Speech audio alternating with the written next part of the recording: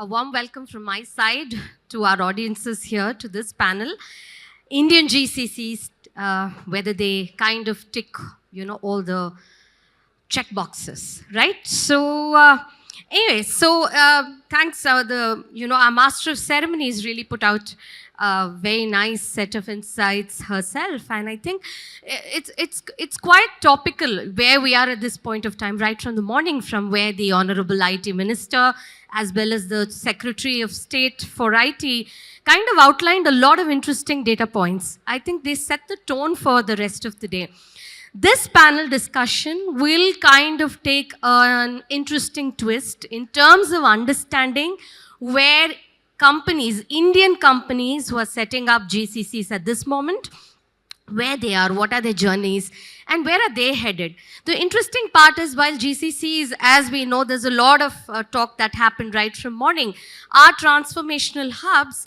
There is, interestingly, as I was looking up on this trend of Indian companies setting up GCCs, EY puts out a figure which says that more than 50 companies have gone about in the last couple of years or so, last few years, and set up their own global capability centers. This number is going to kind of double or triple. And also the fact that some interesting trends of moving cities, shifting gear is also likely to happen among Indian companies setting up their own capability centers. So let's probe this panel. Thank you for joining us here. Let's probe this panel to understand this journey better, get some interesting insights, and also understand where you're headed, right? So while we wait for our other, so I just see Manjula coming in. Thank you, Manjula. Let's give her the time. Let's welcome Manjula. Yeah.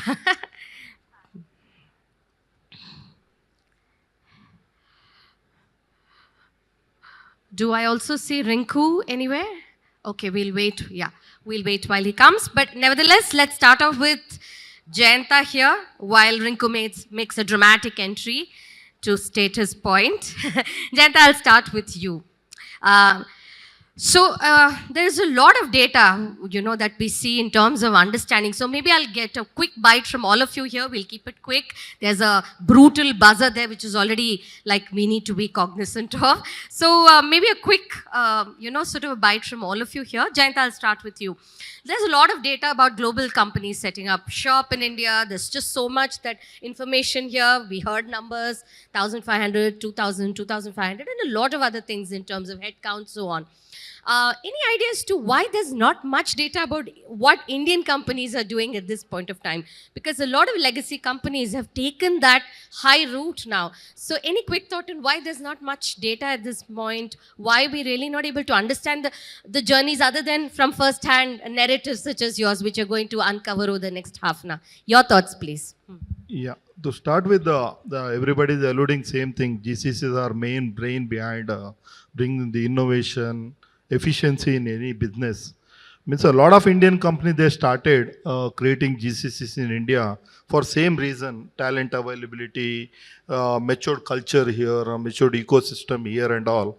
And from our side, we have done a GCC setup 3 years back, and we are doing a lot. I'll tell you what are the things we are doing. And I think when they're talking about 1,700 companies, Indian companies are so included.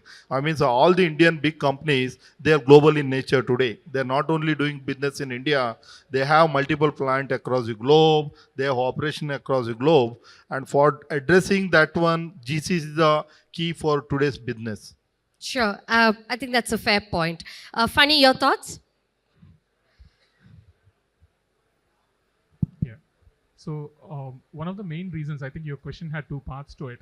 One of the main reasons why you don't find as much data is because when there is a company that is born in India, for us, GCCs are no longer a cost arbitrage play. So you're not going to go to town, set up 1,000 people, organization, call it a GCC, and do this almost very visibly, right? For a lot of companies, many of us, like Dr. Reddy's, we have always had a setup where most of our global growth is fueled by a lot of transformation as well as transactional work that happened always from India, right? So that is why the data is usually difficult to come by, because you just count them as one organization, right? So that is the reason why you never found them to be GCCs and separated out. That's Sure. So they're not called out separately. It kind of alludes to what Jayanta just said. So welcome to Rinku as well. I promised a dramatic entry, and yeah, he made a near dramatic entry. Thank you, Rinku, for joining us. So, Rinku, while I come back to Manjula and Sandeep as well, we just started off with understanding that there's a lot of data on global companies setting up shop here, But when it comes to Indian companies doing their own, global capability centers, why is it that there's not much data or anecdotal, coverage that can be seen, or report or survey that can actually be culled out to understand what's happening with the Indian companies on this growth path? So any idea? A very quick take from you. So, in terms of, see, there is a big difference when it comes to global GCC and Indian GCC. And one of the key factor would be age and less democratic, I will say, because global has their own protocol to follow, 1, 2, 3, 4, 5 level approach. And Indian GCC is like, do it. So it's kind of a it is kind of a shortcut. It is kind of a multi-dimensional, multi-geographical, presence and hunger to add value rather than doing only business as usual, which was at some point of time the reason to give birth to this entire shared service industry, right from GBS to GCC. And GCC is now being looked at game-changing catalyst rather than global capability center. So, yeah. Sure. So, I guess what I take from your response is the fact that Indian companies are now, rather than looking at just the numbers, there's a greater hunger to create value, right? So maybe they're more busy with that story, right? So Manjula, your take on this, very quick take before we move on further. Yeah, I think maybe they're not called out as GCCs, but they are present as capability centers, right, across geographies. And like Fanny said, it's not about the cost, it's actually about the specialized skills. So the centers that are being set up are also more about what is the skill that is needed. So a lot of centers are for research and development, a lot in design and engineering, and those kinds of markets that have centers not just in India but across the globe, and also catering to the local markets outside of India. I think that is very key. Maybe it is time for us to call those out as GCCs than just centers.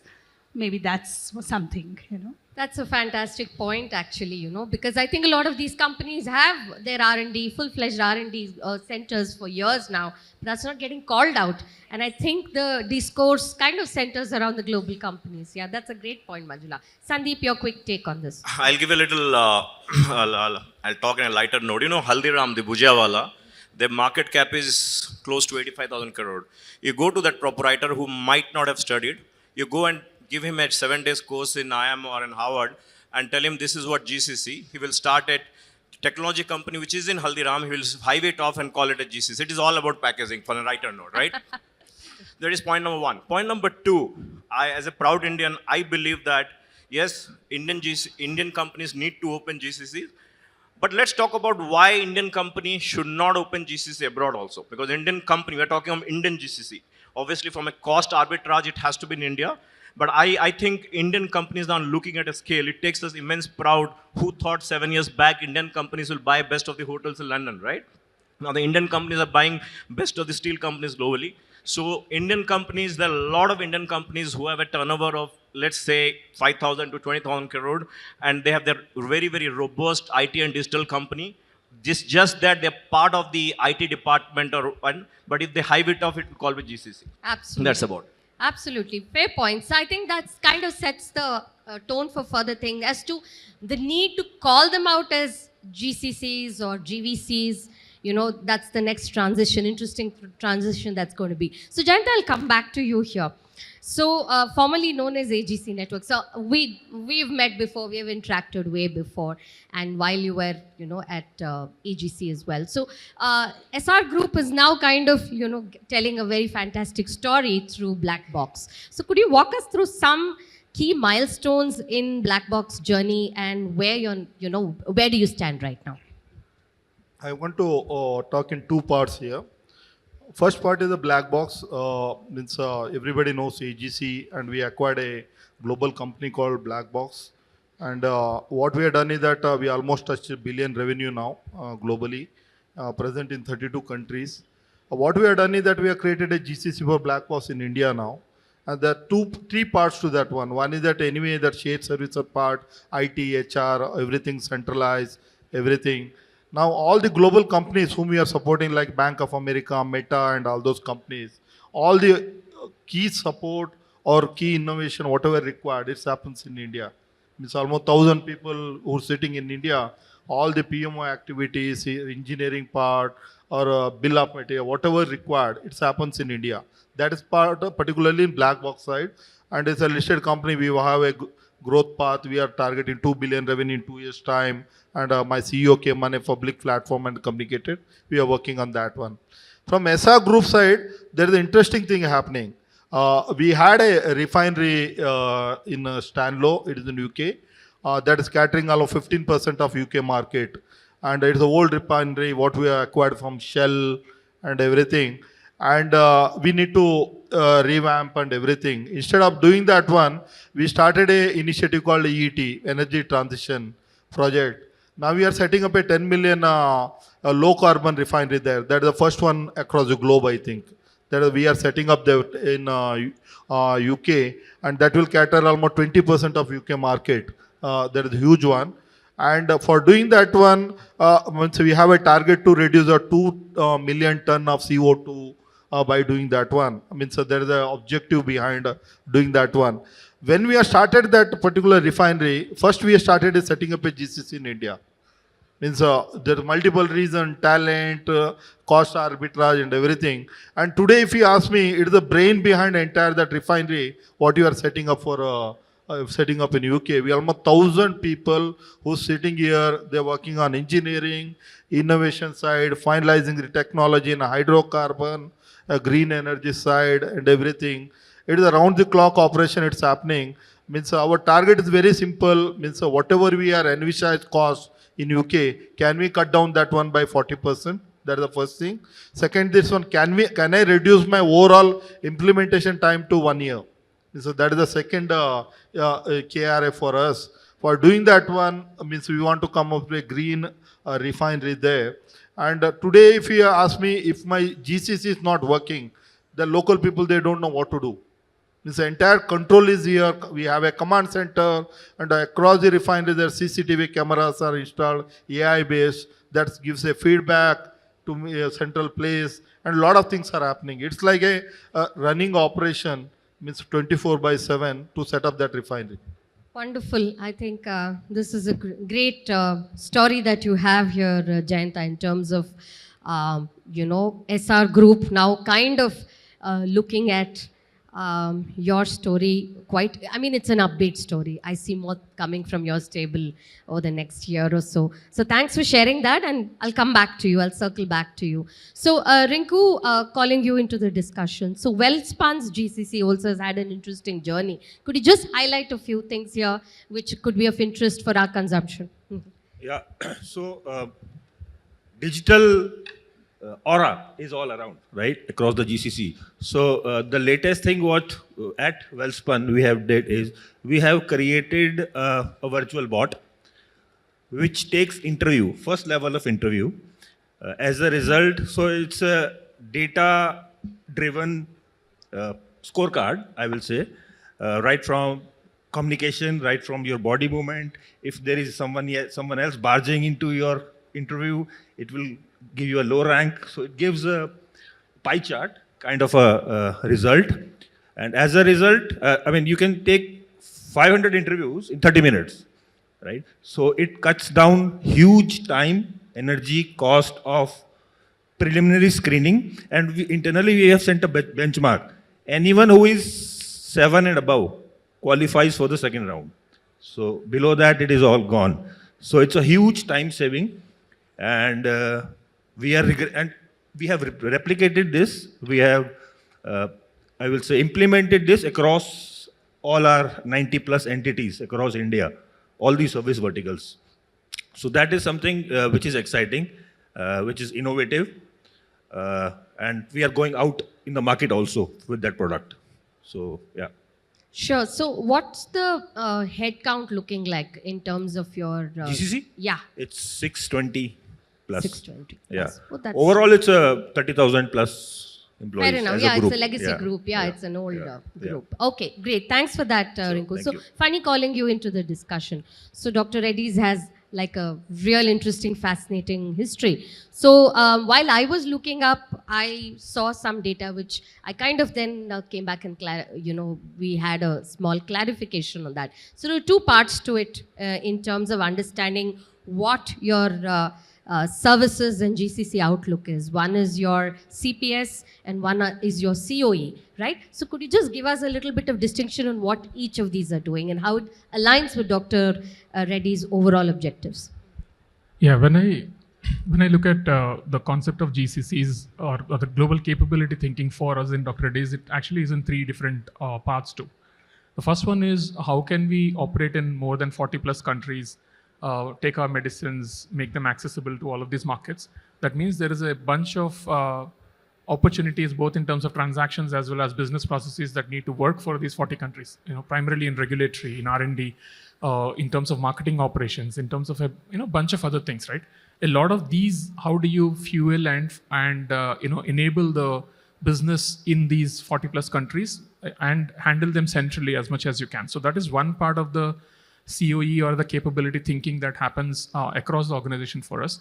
The second one is increasingly we are going into newer business models as well as into different markets and products, right? For example, we recently acquired a nicotine replacement therapy from Haleon ex-GSK, and the business is spread across 30 other countries. And it's an absolutely different business. We have never done that before.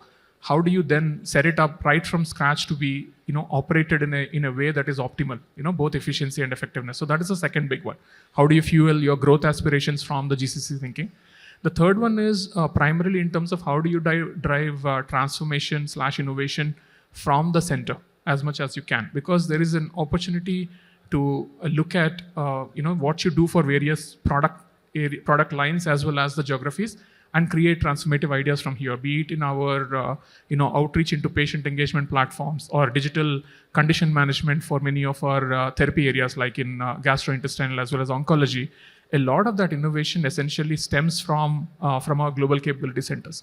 So the three elements are super critical when we think about capability. How do you service a large number of markets? How do you drive your growth aspirations? And how do you bring your transformation / innovation? But there is also a part of business, I think I was clarifying it for you, is where we actually offer pharmaceutical services to the global pharma, right? And a lot of that, and Hyderabad is not new to it, a lot of CDMO business, as we call it here in Hyderabad, growing significantly. A lot of that talent, be it in terms of chemistry and increasingly in terms of AI ML, we operated through our subsidiary called the Origin Pharmaceutical Services. That is a very different thinking as well. That is basically, imagine a services company in the typical IT services parlance servicing a client in some way, and a lot of that IP as well as talent for us, it's out of Hyderabad as well. So yeah, I think the total numbers, I'm just hearing Rinku as well, and going back to my first answer as well, we don't really call them out like that, so you don't see the numbers, but if I round up all these numbers, it'll at least be 1,000 to 1,200 people, as I can just back off my mind. Which is fantastic. And the interesting part is, the IT part of it, which you called out, devolving into possibly potentially an IT revenue model in itself in future, right? Right, from captive to revenue, right? So that's very interesting. And the other interesting part is when I spoke to a lady who's kind of heading a pharma GCC in the last edition of the GCC conclave that we had in Bangalore. her story was as fascinating as yours. So I think a lot of work is happening in this space as well. So yeah. I just think there is also going to be a huge disruption in terms of how GCCs will be set up when you start thinking like this, because if you take out the cost arbitrage from the equation, you have an ability to combine what you are outsourcing or centralizing from technology and from the functions. If you combine both of them, it can actually create a different kind of value unlock. Imagine regulatory tech coming along with the regulatory people. I think many of the GCCs are still very are just moving people, moving work, but they're not really thinking from scratch on saying, how can I reimagine this piece of work with generative AI in the play? A lot of legal work, compliance work. When you move it to GCC, that's a great opportunity and a value that I don't think the industry is still unlocking yet. Absolutely, absolutely. Sandeep, I'm calling you here. There's, I was going through a lot of data that JLL has put out, and you're, I think, fascinatingly poised in the real estate space, right? So you have a complete playbook, which kind of brings out very niche nuances on how GCCs can really feasibly set up the costs in terms of people, real estate, and an n number of factors which I saw, which is great data which you put out. So what are your conversations with your Indian or, your indigenous clientele in particular? Anything that you can really call out here? Yours. So you have asked for their GCCs. I have not asked for JLL GCCs. So let me talk about because I have to sell JLL also. Just absolutely, you're free so to. JLL, by the way, was one of the first mover in India almost 12 years back, 11, 12 years back. We have a 5,000, close to 5,000 strong GCC setup in Gurgaon, where we handle the entire global JLL's finance and HR and admin, a lot of stuff. So we have a quite big, almost 5,000 Gurgaon. To answer your question, yes, when we advise all the clients, the multinational Indian, as to which city to go, which location to go, which assets to go, we also advise them from a lot of other aspects, right? Beyond infrastructure, we also advise them on the talent pool. We also advise them on the governance and the policies of like Telangana government or any other government, right? At the end of the day, what matters beyond talent, obviously talent is the number one, is also matters is that how well the hiring can be. How easy or how tough is the hiring, right? And how well is government going to support their cause of setting up the GCCs? If you have a very, very bureaucratic government, the challenges goes up. And luckily from last almost a decade, the Telangana government, as you know, is very, very proactive, and you would have heard Mr. Jayashandan talking today, right? I think the bureaucrats here in Telangana, they behave less as a bureaucrat and more as a professional. So all this, when we advise them and tell them which city to go, which location to go, it makes life easier for the GCC to decide which place to. So it's just not about real estate and infrastructure. It is about talent. It is about the government policies. It is about lot many things. So that's what we bring in as the valued when we advise our domestic client as well as the multinational clients. Absolutely. So there are a standard set of problem statements and solutions that you give. Fair point. Manjula, you have the mandate to talk to GCC clients, right? So what are some of the fascinating points that have come out which you would like to call out here? Yeah, so I think once his job ends, I think that's where Is where your job begins, begins. right? He sets it up and then we pick up from there. So just a little about Kyndryl. I think we've just been here around for 3 years, but we have about 90,000 employees and 30,000 is in India, right, across various cities. So that's our talent landscape, so to speak. So I think that is the feather in the cap for us. Apart from that, we actually have about 700 global customers that we support, and invariably most of them are across industries, the largest being the BFSI. And all of them invariably do have GCC set up in India, right? And because we actually support them, manage their environments, it helps us to understand their challenges, problem statements. So it's a lot easier for us to then play an advisory role and then help them with setting up the GCC in India, because we understand what should be their business outcome, what should be their vision, and then of course thereon from there helping them build their talent landscape and governance and regulatory compliance. So Great. Thanks for that. Just quickly to understand a few points from each of us here. So, one is, Jayanta, I want to ask you, do Indian companies per se, Indian GCCs such as yours, have greater autonomy for product innovation? True, not true? How, if for either response?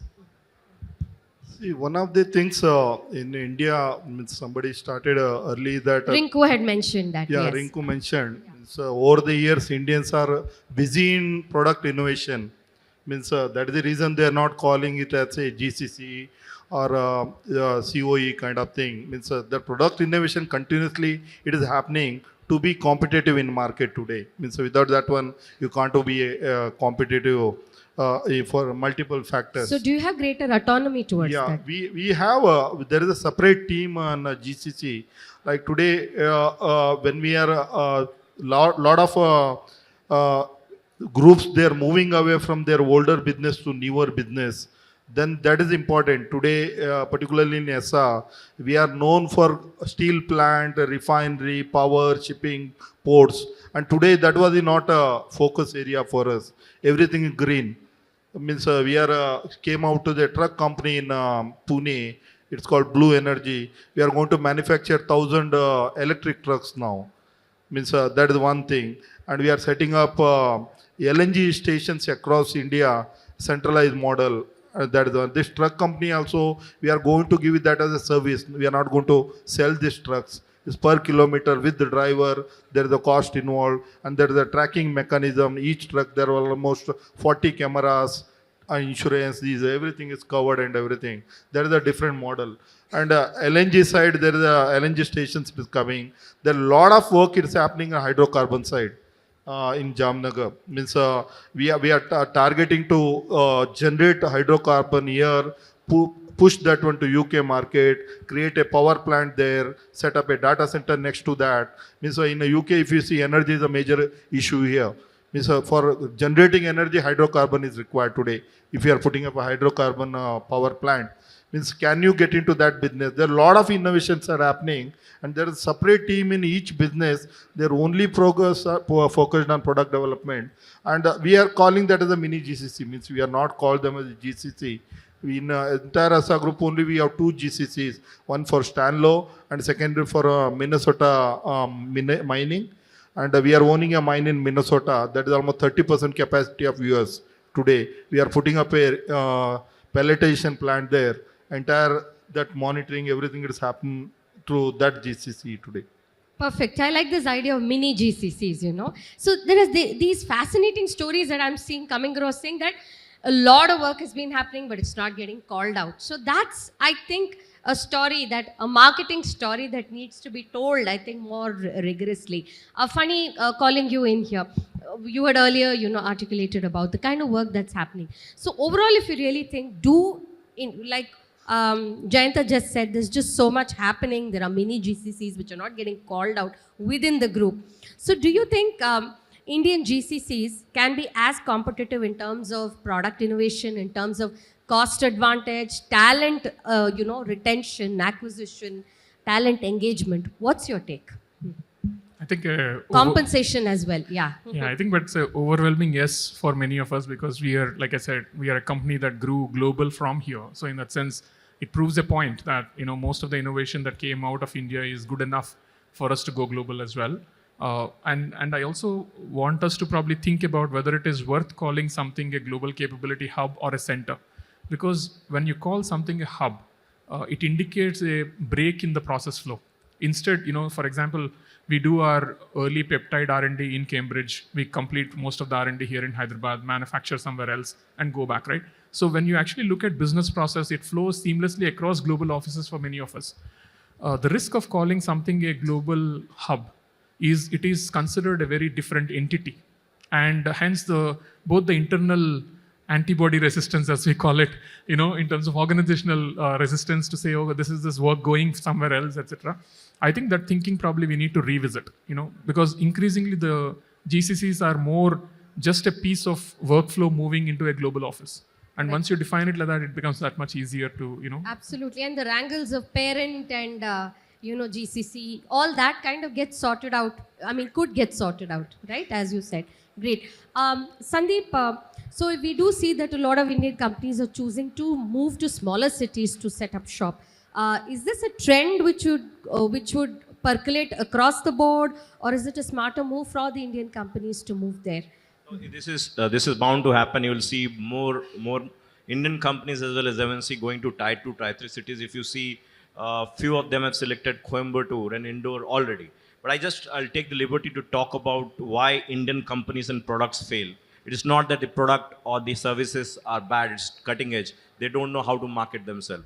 You'll be surprised to know that the Indian Premier League, IPL, which started in 2009, is now has more brand value, is valued more than the English Premier League.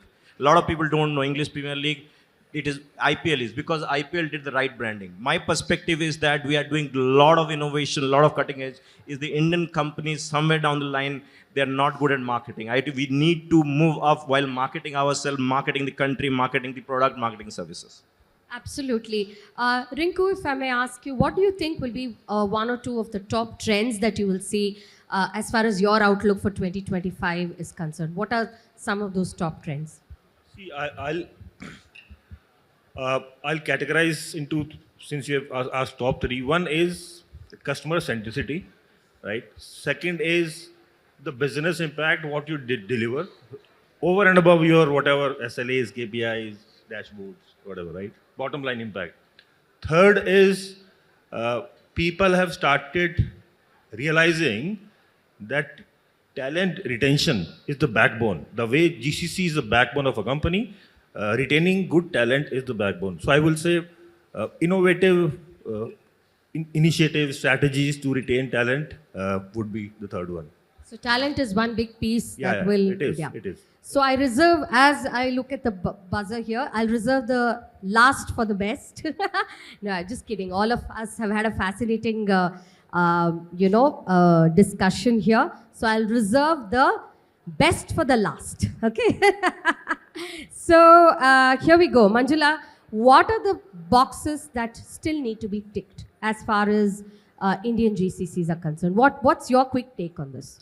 I think culture, organizational change management, I think that is very, very key.